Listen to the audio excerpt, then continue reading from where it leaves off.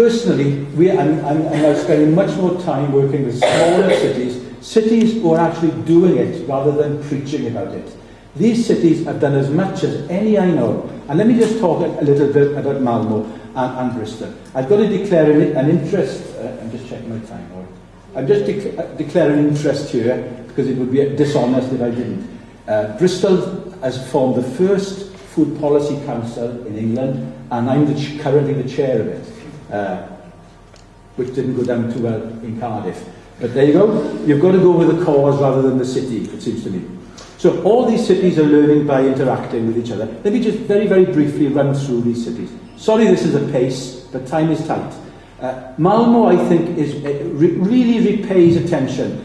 Why? Because in that typically Swedish, understated way, I think they're doing something world class. When you compliment them, they say, well, we're just trying to do our best.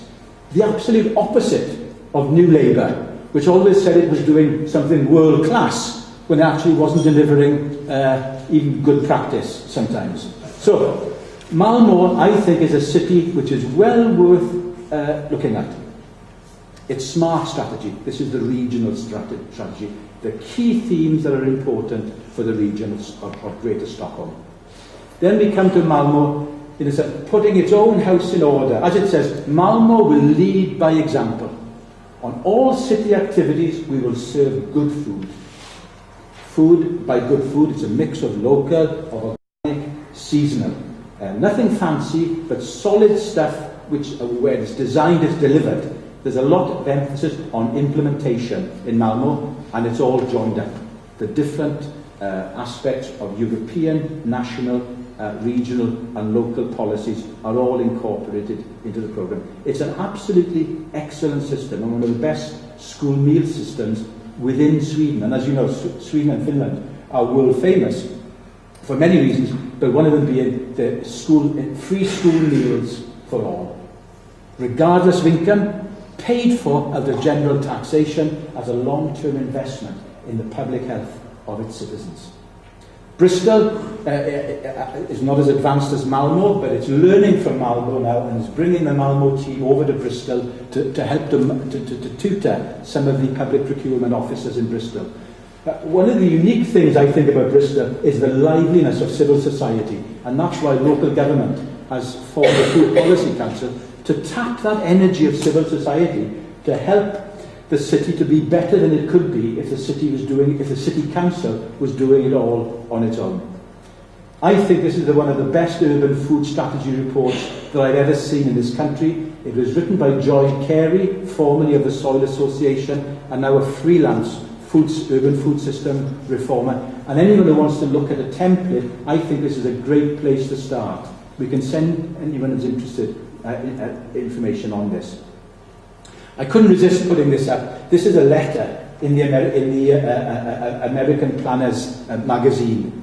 It's in response to the American Planning Association doing a special issue on food to say food has finally arrived in the planning domain. And that special issue triggered this letter from a very unhappy planner who said, sorry, it doesn't seem to be appropriate food.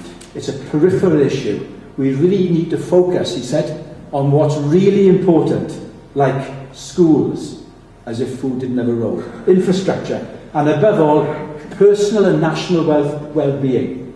Again, how can you talk about those things if you're not talking about food? This is a jaundiced, alienated mind who's alienated from food. Yeah? A planner who never got the food message. It's a great example of being a negative role model. Okay, this is my penultimate slide. I think urban food planning is really now about two things. It's about rendering the food system more visible and connecting the food system up, like the Toronto Food Policy Council has done, building alliances between food and public health. If health reform is going to work in the UK, it's got to start shifting resource from treatment to prevention. We all know this. Food is part of the solution. And I think if we've got one message for institutions about food policy, I think it's this, that every single institution in the land has a food policy. We shouldn't think only some fancy, greeny institutions have food policies. Every institution has one. Some practice them by design and deliver good food into their organisations. Many practice it by default and license junk food. Those latter ones, those who practice it unconsciously and allow all sorts of low-quality food through their organisation, we think are not practising their duty of care to their employees or their charges. And that's why we come to this final point. The multifunctionality of food. Food touches so many different things that it has this unique convening power to bring people together in a city from all different walks of life. Cities, I hope and believe that cities are going to be the big actors in food policy politics in the years to come as we see urbanisation. And when cities aggregate their power together, they can start shaping a sustainable food system.